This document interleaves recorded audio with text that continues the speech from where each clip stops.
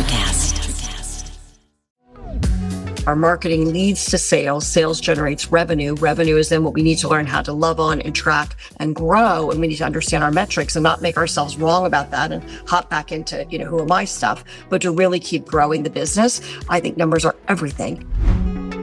Welcome to Think Business with Tyler, sharing our methods and strategies for success. Join in on our conversations with business owners as we highlight their triumphs and detail how they overcame the challenges they faced while continuing to grow and scale their business. It's time to think life, think success, and think business with your host, Tyler Martin. Today, we've got Laura Gisborne joining us. She's a powerhouse who's owned 9 businesses and has some incredible stories of resilience, philanthropy, and leadership. Buckle up for some wisdom and inspiration. Let's dive in.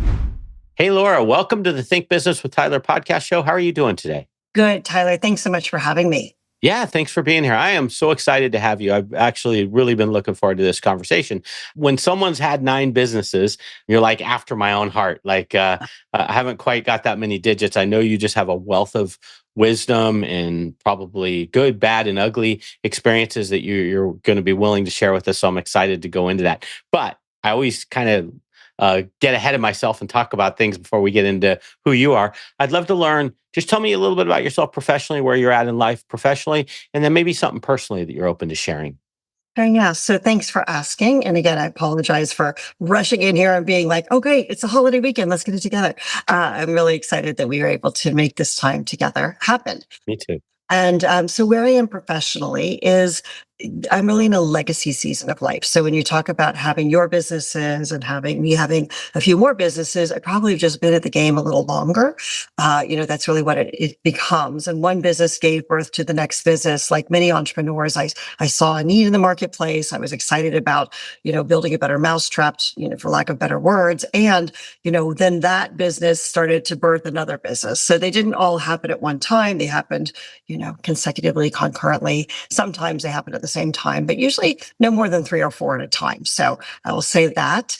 And so I have a lot of respect for the teachings that you are offering around leadership and, working on yourself as a leader first and then building your leadership team. I thought all of those things are really aligned with what we do in our work now. And, what do you want to know about me personally? I was in a head-on collision the day after Christmas, 2020, and that put me on a bit of a medical sabbatical for 2 years. So that was kind of a fascinating adventure because while the world was having COVID, we were having that adventure. I was receiving all these diagnoses, and I had been, I said to my doctor as a friend, I just feel like I was arrogantly healthy for 54 years. I was one of those people who went to the doctor and checked all the boxes. Everything's good, right?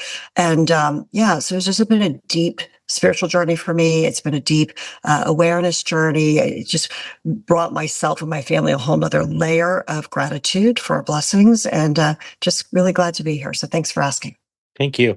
I'm always amazed, I'm so blessed when I get to talk with people like you because I have these conversations every week, and more often than not, people have had really significant challenges thrown at them in life. In fact, the other interview I just did an hour ago, young guy had testicular cancer, and he had 3 kids through his whole life, in a whirlwind of change, and it just blows my mind how yet. He was able to get past that. He's a cancer survivor, and he went on to do exactly what he loves to do and build a business, and he's enjoying it. And you look at you, sounds like you've had a really nice history, and then you've turned it into a positive. It's fascinating to me. We always see on social media all the good, and I think sometimes it's even over glamorized.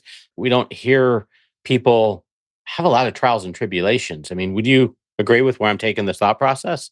Totally, 100%. And when I wrote my first book, which is back in 2012, Stop the Spinning, one of the things I talked about in that book was the wake-up calls, right? That have us actually become aware. It's like most of us are just cruising along. We don't really question things until we start questioning things, right? So we might experience a death in the family. We might get divorced. We might have something like COVID that came in and had everybody pause, right? I feel like that was a wake-up call for humanity. But it's in those moments that we really get to question. And I think it's a tenet of leadership. So I would imagine after doing a little research on what you're doing here and teaching and leading, you, like I, are probably in the business of leading leaders. It feels like that anyway. So the people who are interested in the conversation are a little more curious about what's the holistic approach, right? We can talk about numbers, we can talk about making money, we can talk about exit strategies, we can talk about systems, all this sexy stuff in business. And, in the reality, it's like, it's a holiday weekend. Our kids are coming home. You know what I mean? Like, wow, I can't even wait for that. Does cash flow have you down? Profit not where you think it should be? Maybe it's the long hours. Let's meet to see if I can help. I bridge driving the financial performance of your business to hit growth and success targets. Book a complimentary meeting at meetforgrowth.com to get started now. Once again, that's meetforgrowth.com. I look forward to talking with you. And thanks for listening to the show. It's a holiday weekend. Our kids are coming home. You know what I mean? Like, wow, I can't even wait for that. That is so cool. Yeah, I agree with you. Hey, I want to go in this direction Sure. a little bit and just talk about it. Your web domain is limitlesswoman.com. And I know that's in Limitless Woman Speaks. It's powerful. Take me through a little bit where we're at today as it relates to females and entrepreneurship and just in roles of power versus maybe 10 or 15 years ago. I mean, are you satisfied with the progression? Do you still feel like we have a long ways to go? What are your thoughts around that? Well, here's my conversations with God, which might be a little bit too much, but it will bring it there anyway, because I'm a very faith-based person. When I went quiet and didn't work for a couple of years, we still ran a high multiple six-figure business without me really showing up, which was pretty amazing. That wasn't in the plan, right? And I really prayed to be shown. I really looked at this, Tyler, because my husband retired from his position. He's a real estate broker, and he was like, "Okay, I'm done. We just do our investments." And I said, "Am I done? Is this what it is?" And it's not. And it's an interesting time to be a woman. It's always, we're alive and breathing. What is it not an interesting time? Really, let's tell the truth, right? But, politics notwithstanding, I will say that what I understand from the studies that American Express does every year on women-owned businesses, it's still today in 2024, as we're recording this, the percentage of women-owned businesses that are over seven figures is less than 2%. And that's pretty staggering to me. Now, I will tell you that the women-owned businesses that I work with that are over 1 million or 2 million or 10 million are often not one woman. Let's just tell the truth. It's all about teams. And then when you scale, it becomes teams of teams, right? So I just feel like this whole conversation for women leadership, it's not something that I ever thought I would do, right? I was in restaurants and retail. We owned a winery. We were doing real estate. When I first started being asked to speak and lead, I said, "I think you've got the wrong person. Why don't you call my friend? She really wants to be a speaker." You know what I mean? When they asked for the book, I'm like, "What book? I'm not an author." I went through all of those questions. And I just think, again, more and more women need role models to be loud and proud about the fact that the playing field is up to us, especially in the developed world. I was talking to somebody in Sweden this morning, working with people in South Africa. We have such an amount of opportunity, specifically the United States, Canada, Australia, and it's up to us. And so this conversation that you have around leadership and working on your own leadership is very synchronistic with what we do in Limitless Women, is around leadership and legacy for women. Yeah, that's very cool. Do you feel though, like I hear you out there, like there's more work that needs to be done, but do you feel, sometimes I think about this. I know sometimes when women have been in roles of leadership, if they're direct or abrasive, we might label them as, hey, differently than we might label a male that was that way. 100%. But I think about it nowadays, at least people that I interact with, females, males, Mhm. I don't view it that way anymore. Or is that stigma still there in your mind? Is there still barriers? And do you feel like women have progressed and that they're more valued and respected in leadership roles? Or where is that in terms of that meter of growth, in terms of how society and we as leaders look at that? Right. So I can't speak for society. Obviously, I'm one I man get more. it. How old are you? 57. Oh my gosh, you look so young. All right. Oh, So thank you. That's the filters. I'm like, wait, I need to make a one. I'm 58. Okay. So I can tell you that I had a couple of things that make me not a good sounding board for this. Let me tell you why. Okay. I married into a family business and when I was in my early 20s, right? And so I put myself through college. I was the first person in my family to go to college. I went to law school. I took all my student loans. I was like working, married into a family business of a restaurant business. And then one restaurant became two, three, four, on and on it went, right? I can tell you that I I never experienced what my daughter experiences today. She works for a marketing firm based out of California. She's 28 years old. She's highly successful. She's a managing director at what she does.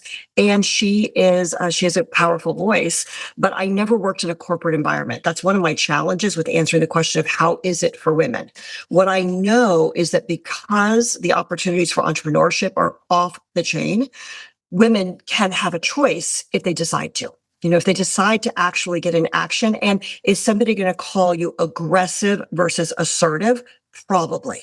Would I run around, Tyler, and tell you that I was a man trapped in a woman's body until I was about 40? Yes. Very, very masculine. And then had a divorce, got remarried, realized that wasn't working, and my health wasn't working. It's like all these different things over time give you these wake up calls and have you realize like, hey, there's a deeper body of work at work here. And when it comes to business, you can be really succinct. You can be serious. You can be direct, and you can also be kind. One of the things I really loved when I was stalking you this morning or this afternoon around like one of your posts was the difference between like a boss and a leader.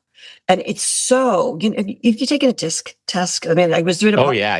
had me do a disc, and I was a little embarrassed because I was like, I have a feeling I'm only going to come out as a D. I don't think I have an ISC. I think something's wrong here, right? And the guy was laughing. He was really kind. He was really sweet with me. But I get that is, there's a little bit of nature, there's a little bit of nurture that happens here, and I just feel like more women need to find communities where they can be supported, and more women need to understand that we're not leaving men out of the equation, right? We're designed this way for a reason. So we won't get to where we want to be as women without partnering with men, and men need an opportunity to have a voice for how they're feeling. And we need to have education about what's the elephant in the room, right? What's the elephant in the room, and how do we just be with that and choose a new way? I mean, great communication is the key to so much, I think, in having a healing here in this conversation. Yeah, that's great. Yeah, I just, I didn't mean to go in this direction. The reason I wanted to is, every time I see your domain and I read it,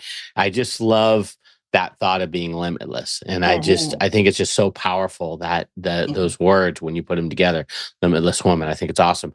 Now, one other thing, I chuckle when you say the D. I was at the D in disc, which is dominant. I chuckled because I was at a table with a group of people that I had just met, and we started getting off into this disc conversation.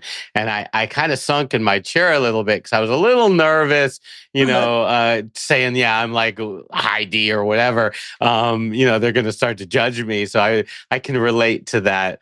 It probably would be good if I was a little bit more spread out, but we are who we are, right? We are who we are. Well, and I think we have our roles, right? I mean, there's a lot of this work around leadership development in your work that was so resonant for me, as I just feel like, again, role models for male partners and female partners of how do we actually support each other, finding a voice in a way that is kind and congruent to move us to our goals in business. And our vision for Limitless Women is we're trying to do our part to have business be seen as a force for good in the world, right? We're a philanthropy first organization. So everything we do, we raise funds for charity first. Then those dollars that come into the organization take care of our team, right? And help them scale and help them grow and help them reach more people. But the reality is that I think, again, business isn't evil. The bigger the business is, the better the business is run, the more effective a business is run. This is what you'd ask me about in the kind of pre-interview.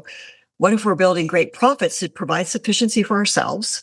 And then we can really use those opportunities to serve other people. It's a good game. It's a lot of fun. That's good stuff. Okay, so 9 businesses over a period of time. When we realized you weren't doing well at the same time. 35 plus years. Yeah, nice length of time. What are some takeaways I'd love to give the audience? I mean, there's just a ton of wisdom that you've gathered in that time frame. What are some points lessons learned, if you will, that we could apply to business owners that are out there? My typical audience is going to be, they're doing like $1 to $20 million a year in revenue. They're going to be, anywhere from 10 to 100 employees, going through different stages of scaling. Any themes or valuable lessons that you could share with us? Maybe even a story that might back it up. That would be awesome if you got something you could. Yeah, it's so funny because I was thinking about a man, one of our clients, actually, a manufacturing firm in Tennessee, had me come up and work with this team. And I was thinking about one of the things that we were doing. I was kind of looking at the different strengths of the organization. And what I'll tell you is interesting. We'll call him Tom. That's not really his name. Sure. But what was interesting is that he was such a kind person and really wanted to take care of everybody that works for him. And like to the point where he was at the sacrifice of himself often. And he still had a little bit of this that I see happen with entrepreneurs, both male and female, is the idea of if somebody doesn't do it right, I'm just going to jump in and do it myself. This is such a stop in a business development, right? It's really where it's like the bottleneck, and you really can't scale if you're trying to. You really want to be replaceable. And I was thinking about this when I was jumping in the shower, thinking about for some reason this came. The most employees we've ever had at one time is 28, and a lot of those people didn't really know me, but I would always make a point of meeting them.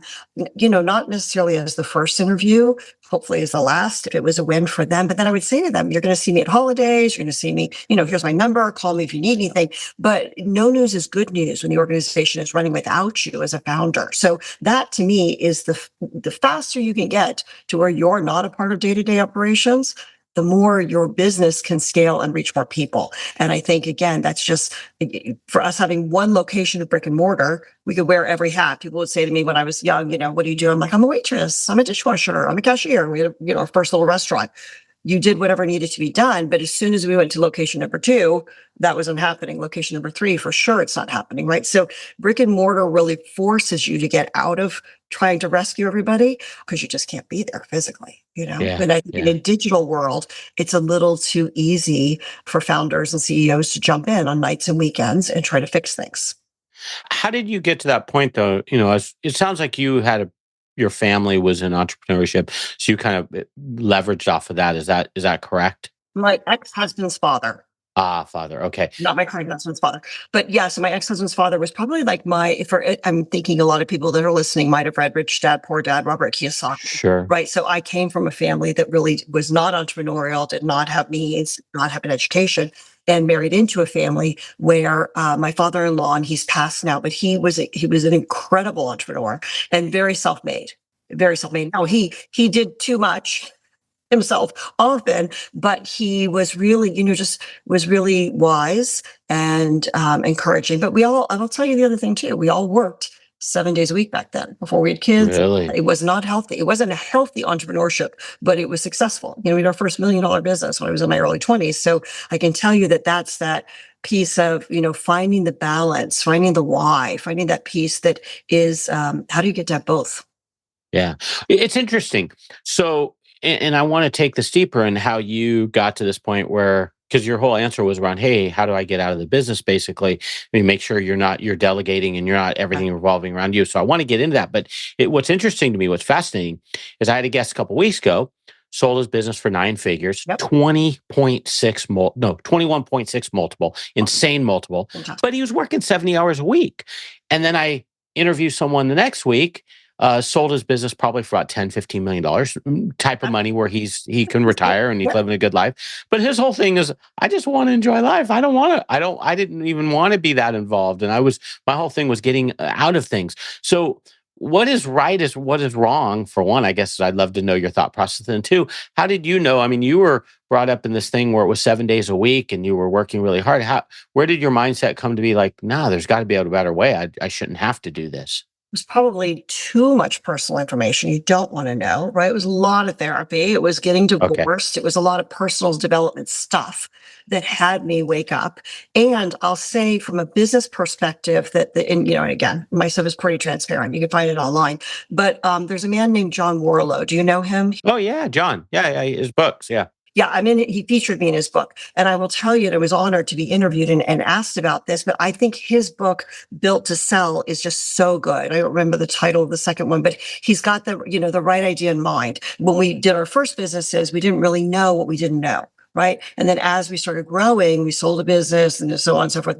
So now anything that we build, and really, I'm trying to build another business right now quietly and just don't tell anybody, but anything that we build with the end in mind. Right. So I want to make sure that I am out of it as quickly as possible. I want to hire leaders to lead. I don't want to necessarily have to figure out my own personal development at this point. Although if I'm alive and breathing, I'm pretty sure God's not done with me yet. I'm learning, but I will tell you that there's no quick fix.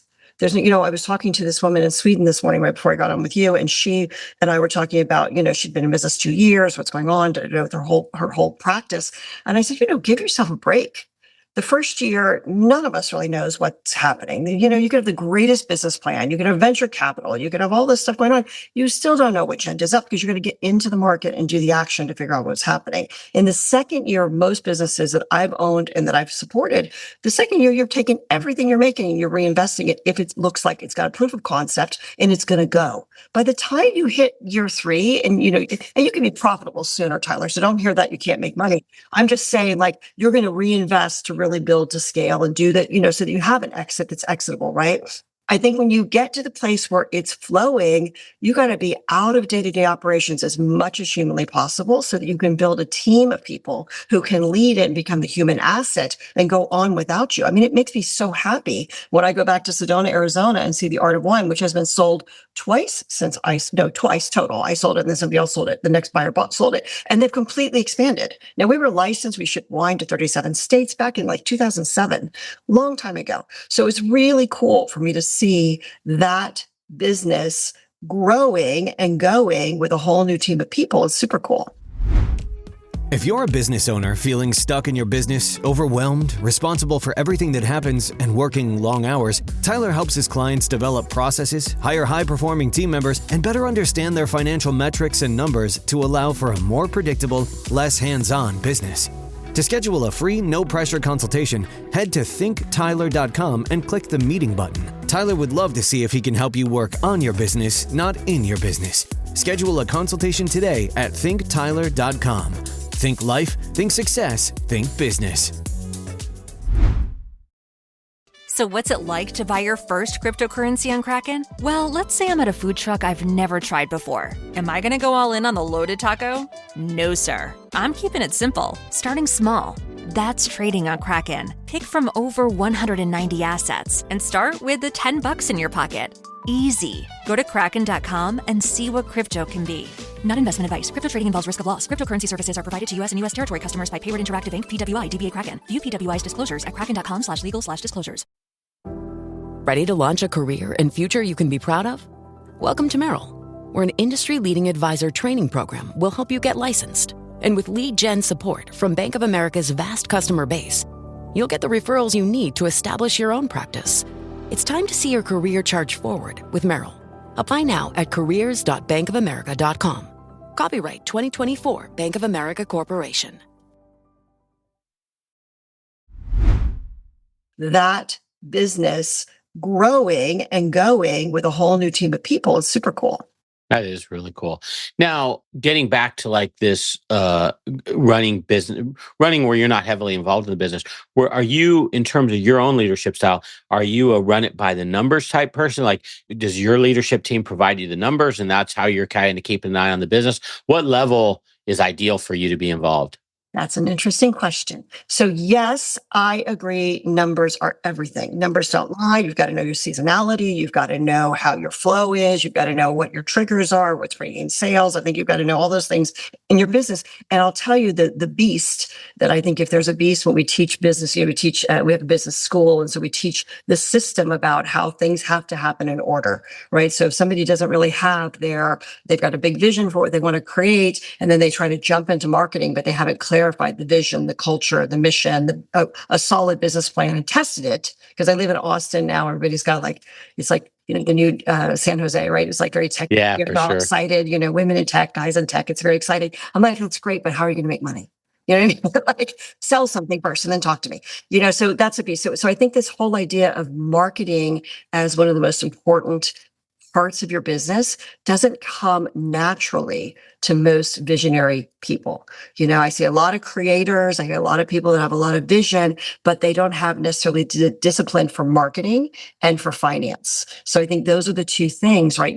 For most of us that are not self-funded, our marketing leads to sales. Sales generates revenue. Revenue is then what we need to learn how to love on and track and grow. And we need to understand our metrics and not make ourselves wrong about that and hop back into, who am I stuff, but to really really keep growing the business, I think numbers are everything. Now, what do I do in my own life is I love to love on my clients. So it's not a hardship for me. The flowers that came this morning, I was like, oh, my birthday was 2 weeks ago and I got flowers today. And I was like, oh, that's so cool because I had a client here on Wednesday, that flew in from out of town. I have another one coming next week. I really enjoy spending time working with my clients and doing strategic planning. It's one of in my Gallup, not necessarily my disc, no, my Gallup is my top strength is strategic. So, that's what I spend my time doing basically. Do you ever think there's a point where getting in? So I'm hearing you say, hey, man, you really dote on your customers. It sounds like you have great relationships. Do you ever feel like just looking at numbers alone, sometimes we focus too much on numbers, for lack of better words? I It's do. not just all, yeah, please share. I'd love to get Well, your wisdom. here's the deal. I think this is, and maybe this is a thing that I'm going to sound, and this is what my daughter's going to tell me. Gender wrong, sexist wrong, something is going to come out of my mouth wrong. So let me say that before it comes out. I see that women are less transactional as business Mm, owners than the men that I work with. And yep. men tend to be more around, they get excited about growth and metrics. Women get more excited about relationships, which makes it often that sales are difficult for women because we like the marketing. We call it in our world, pardon my French, we like the foreplay. We like the warm up stuff, but we're not always good at closing the deal, right? Whereas men are like, give me the sale. And I'm like, wait a second, I need some flowers. Okay. Like warm me up a little bit, right? Here's where, from a business perspective, I'd like to see more of your listeners pay attention, and that is in the lifetime value of a client. Mm, So a lifetime client in our company, the value of that client is $100,000. We've done the numbers, right? And it takes them usually somewhere between 2 to 4 years to hit that number if they're deeply working with us privately. If they're coming through school and doing the do, it might take 5 or 6 years to get there. But at that point, what we do with them, so I've kind of preface this to say the first 20% of all of our gross revenue is donated to charity by our clients. We let wow. them choose the charity of their choice. And since 2015, we've raised $750,000 doing that, which isn't bad, right? I mean, you do the math and kind of do the 80% and figure it out. But I'll tell you that what happens is they then just start to see themselves as catalysts for change. They then start to blossom as leaders and growers. When they hit the $100,000 mark, which is a lifetime value for us, 20,000 to charity, which they've done over 2, 4, 5, 6, 7 years, however long it's taken them to get there, 80,000 to our company. Then we ask them to take 100% of what they were paying in consulting fees and make that the charitable donation of their company. And we are not tracking that, by the way. So I don't know how much more we're actually giving away, probably more than I know, but it's a beautiful thing because the system is in place. So if the company has the budget each year to make this charitable donation as the first part of their contract to work with us, they now have that in the budget and they've been doing it for multiple years. Their impact begins to grow and they get to have more than just strategic philanthropy, right? They don't just get to have the blue sky. They get to have partnerships. They get to have a whole business that's really a business that's a force for good. Yeah, that's very cool. So just to dive a little bit deeper, and maybe if there's some folks out in the audience could use this refresher, Mhm. this customer lifetime value, what's the relevance of that? What makes that a meaningful metric in terms of tracking that? Well, I think about, and I'm going to put a caboose on the train. So thanks for going back in there. If I just go on a Sure. tangent with my witchy way, Yeah, no, it's great. bring me It's back great. in, bring me back in. It's good. I think that what's so different than having a transactional experience. Like Okay. let's say that you have a customer that comes in and they buy a widget, or a company hires you to come in and consult them on leadership, and it's a $5,000 or $10,000 contract. You never see them again. Right. What would that be like if you saw them 4 times a year for the next 10 years? You know what I mean? Like, I want you to think about the value of relationships. And what if the people that are there are just so excited because you went above and beyond? And I think this is more important than anything right now in business right now, Tyler, because again, you're talking to people, I'm talking to people. It's what I get to do, right? This whole fear factor, is AI going to replace everybody? What's going to happen with AI? Well, AI is here. It's alive and breathing. Like, just be with it. Don't be afraid, but understand that where you can stand out in business is to do the most human thing, which is to communicate and be kind and be personal. There's so much value in that doesn't get taught in business. It's all about the next widget and the next problem solving, the fast moving train, but often that slow, deep relationship that you build, and you're making money while you're growing. It doesn't suck. Pardon me, but it's not terrible. Yeah, I am so guilty of being a man right now because I said to Leanne, I'm like, did you put me on a guy's podcast to talk? I said, all of his audience are men. They're going to be like, why did he interview this one? No, there's actually quite a few women in my audience, believe it or not, but because they reach out to me, that's how I know. But one thing that's interesting. So when I was thinking customer lifetime value and how I traditionally always think of it, and what you say is so much wisdom. I love your angle of thinking about it. I'm thinking about the dollars. I'm thinking about the recurring business. I'm thinking about not having to go back and find a new customer because I'm maximizing the value of my current customer. But I'm not thinking the most important part is I'm getting deeper in the relationship. I mean, I am just subconsciously I'm thinking of it, but I really overtly, it should be my number one thing on my list. It should be, look at how much deeper you're getting with your client in your relationship and your stickiness of that client and forming the bond and the trust and all those valuable human things that we all need that have nothing to do with AI and never will. That's just pretty powerful. And I honestly tend to gloss that over, which is back to welcome to the human race. I don't even know that that's a male or a female thing. I think it's that we're all doing the best we can with what we know. My husband, you see this guy over here, he had emergency open heart surgery in 2017, and his doctor came to me and said, I can't save him. He's dying. I was like, well, he's not dead yet. So who else you got? What else you got? He said, I got nothing else. I'm like, great. Who else you got? That's a very entrepreneurial, thank God I'm an entrepreneur, because I was like, no, I'm not buying it.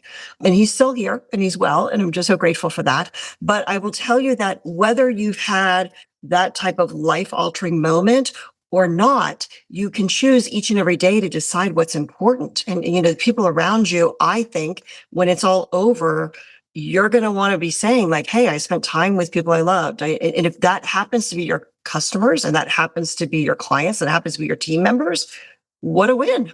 Yeah, that's true. What do you think about, so you brought up philanthropy. Mm-hmm. If there's other business owners out there that want to integrate that into their business model in some way, can you tell us obviously there's some benefits to it. Are there some pitfalls to it? Like, what are some things they have to think about if they want to integrate that? Well, I think you want to talk to your accountant and find out what's the best tax strategy for you, or you want to talk to your CFO and your accountant, right? And figure out what the best tax strategy is. What I will say is that the value for a business owner, in my experience, we've been doing this now for, a decade, is that the biggest objection to philanthropy is someday when I get there, I'd like to give. I mean, people are nice people. This is just my experience. They're not jerks. They really want to make a difference. They're just busy thinking about all the things they have to take care of. And it's a little bit of a principle that when you give first and you learn to go on what's left, and you find that you really can and you grow, it's fascinating, right? It's not a new principle. It's a biblical thing. Tithing happens, for many traditions, not just Christianity, Judaism. A lot of them have this piece. And I think it's, not about religion. It's about how it is to be a human being. So you've got this business. If your business can be the vehicle for philanthropy instead of you as the vehicle for philanthropy, right off the bat, you let yourself off the hook. So let your business have an opportunity to make a difference and choose. And it doesn't have to be 20%. I mean, we're really bold. This whole business is about legacy for us in this season. I don't encourage anybody to do that if you're new in business. But what could you do? Could you do 1%? Could you do 2%? Could you do a percentage of net? You don't have to give from gross, but give something and start to see how wonderful you feel. And, it's good. It's great for stickiness with clients. It's great for stickiness with team. It's not uncommon for people to work with us for 10 years, which is very cool. That's nice. That's a positive business result. That is pretty cool. Mm-hmm. One last topic I want to cover before we wrap up. It's a big topic, but let's just kind of talk at a top You've level. got me. You're literally the only person I have to talk to today. My kids don't get here till tomorrow, so I'm all yours. Okay. All right. So 9 businesses. You've exited. I don't know how many of those, but I'd love to talk about 6. Okay. Wow. That's a lot. Everybody always says, hey, I want to exit my business someday. It's a big topic. Everybody thinks about it. I think I've heard last number I heard 70% of businesses never even sell. They put them out there, but nobody wants them. What are some words of wisdom around getting your business in a position where you can actually really sell it and get some money for it? Okay. Do you have 2 minutes? Yeah, I have more than 2 minutes. I mean, usually I budget an hour and we got 20 minutes to go. Right. I just like to be respectful of your time. When we've got this whole thing around the brand of Limitless Women and what am I doing here, talking to a guy about this whole thing. Right? So we, for many years, we held an event called the Path to Freedom. That was all about exiting. And I'm going to tell you that room filled up with men.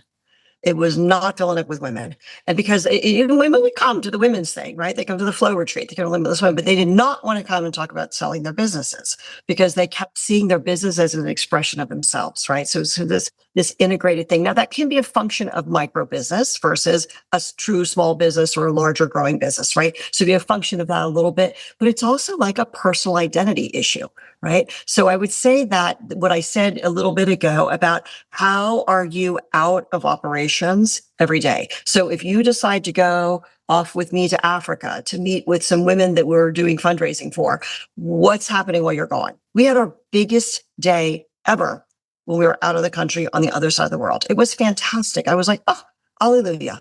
Good. It's working, right?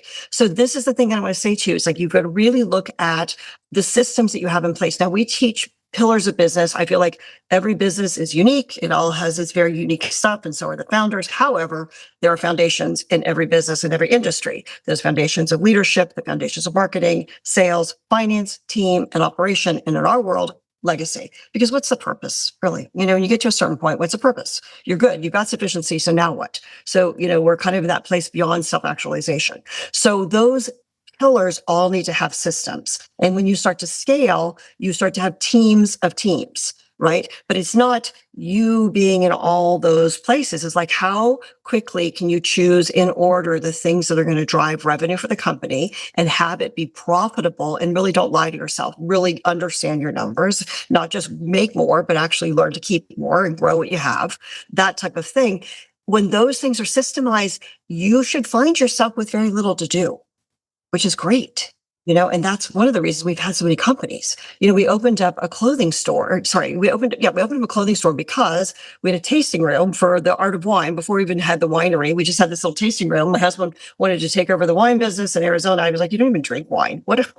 He just saw it this one. He was like, we should do this. He went to a tasting room and he would spend $700. He's like, we need to have one of these. I'm like, yeah, let's do it. So we opened up the tasting room. We sold $140,000 worth of clothing in the first 6 months. And we were selling like t-shirts and cute clothes and stuff like that. But when we would go to market to buy art and housewares and stuff like that, I'm buying clothes, and all of a sudden I'm like, hey, there's another business, right? So one business led to the next business, led to the next business. Is kind of how it's happened in our world. Real estate sales led to real estate investing, which led to real estate development. I would imagine most entrepreneurs that are creative, visionary people like you and I enjoy the startup. I know that I don't want to be in operations. I'm not the best at it.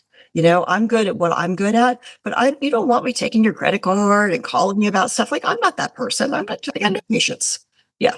Right. So I think the takeaway here is, if your business is running efficiently without the owner, it's a good sign you're on a path to exit when the timing's right for you. And exit is not only selling the company. I mean, here's the other thing too, because if people feel emotionally, a lot of people, we had a dream that our children would like to take that over, and they're like, no, we have our own dream. Leave us alone. You know what I mean? Like, they weren't interested in taking over our companies. So it's that piece of like, you could own a business and have it be a source of passive revenue. You can give it. We gave a business away, which was kind of cool to be able to do to one of our team members who had been with us a long time.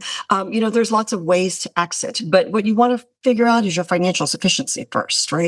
What do you need so that you can be happy and healthy? And most people need so much less than they think they do, Tyler. Yeah, that is true. That's true. So really well.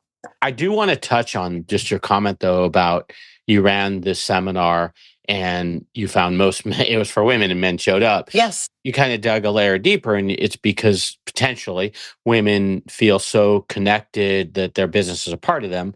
Is that, I don't know if this is the right word, is that something that's correctable, educational? Is it, because, selling your business is a form of wealth building. And so is that something, is that just the way it'll always be? Or do you feel like women need to kind of be? Wait a second, let me find my crystal ball. How it's going to always be. You know what I mean? I've got this. I forgot to add that to the list to bring to our. It's probably hidden with my magic wand. I will tell you this. I think that the work that you're doing with people around leadership and mindset is so important. Okay. It's the first pillar in business. When we teach about business and creating an exitable business, a business that is owner independent, that is actually sellable, scalable, it really has an autonomy from the owner. What we teach is that making money is not that complicated. I'm not trying to be, blasé about that, but making money is not the hard part. The hard part is where we get in the way as founders, right? And we just, our minds are full, our bodies are full, our lives are full. So any place that we become the stopgap in a business's growth, that's preventable if you can build with the end in mind, which is why I referred back to John Morlow's book. I think he's a great leader in that conversation. The other thing is I don't know how it will be in the future for men and women, because I think, again, the world is changing as we speak in this very minute. And I think more people deserve to have whatever it is that makes them happy.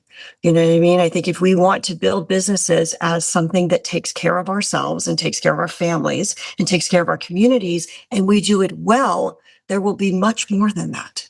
Right? I mean, there's no lack of resources on the planet. So if we can build a business that's actually scalable, then all of a sudden, what are you going to do with the next level, right? You don't want to be in the way of your business. Every business that I've ever owned, I had an idea of what it would be. And then I always say, God had another plan, right? We got into action and then it kind of took off, like the clothing thing. Like, who thought we would sell clothing out of a tasting room, right? And I'm like, oh, all of a sudden we had a new designer clothing store, Arkham Morgan, so just being with what is and being in gratitude for that. And I don't want to sound again too foo-foo for your audience, but I'll tell you, gratitude is a powerful thing, and the more we pay attention to what's working instead of always being on the hunt for what's not working, the more enjoyment we get out of life.